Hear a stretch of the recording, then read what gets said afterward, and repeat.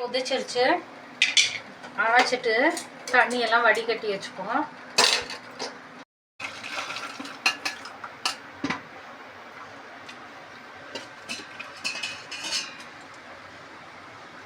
தண்ணியெல்லாம் வடிஞ்சோன்னா அது மிக்சிங் பவுலில் மாற்றிட்டு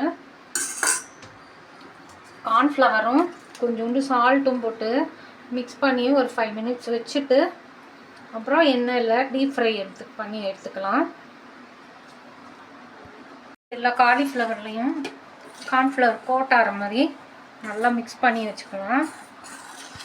எண்ணெய் காஞ்சிடுச்சு. காலிஃப்ளவர் ஒன்று ஒன்றா போட்டு பொரிப்போம். மொத்தமாக அள்ளி போடக்கூடாது, தனித்தனியாக போடணும்.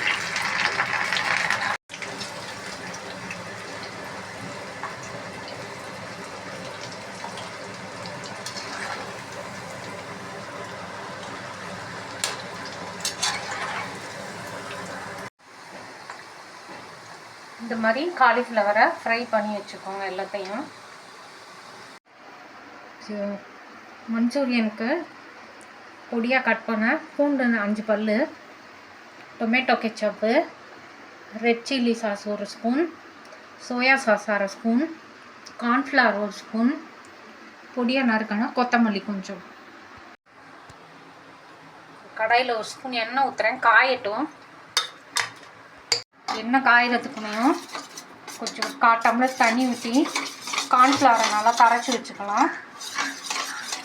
காஞ்சிடுச்சு. பொடியாக நறுக்குனா பூண்டை போடுவோம்.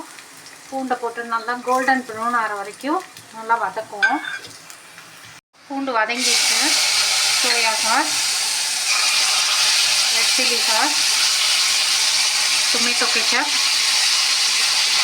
ஊற்றி நல்லா மிக்ஸ் பண்ணிவிட்டு கொஞ்சோண்டு தண்ணி ஊற்றுவோம்.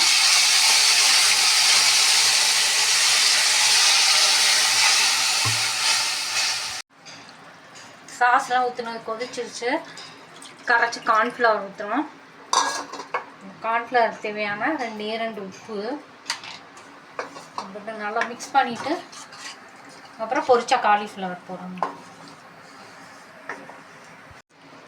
கார்ன்ஃப்ளவர் போட்டு நல்லா மிக்ஸ் பண்ணியாச்சு. இப்போ கொஞ்சம் கொத்தமல்லி போட்டுட்டு இந்த பொரிச்ச காலிஃப்ளவரை அதில் போட்டுடலாம்.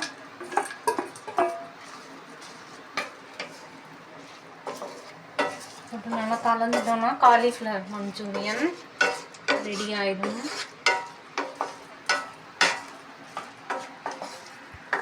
நல்லா மிக்ஸ் பண்ணியாச்சு.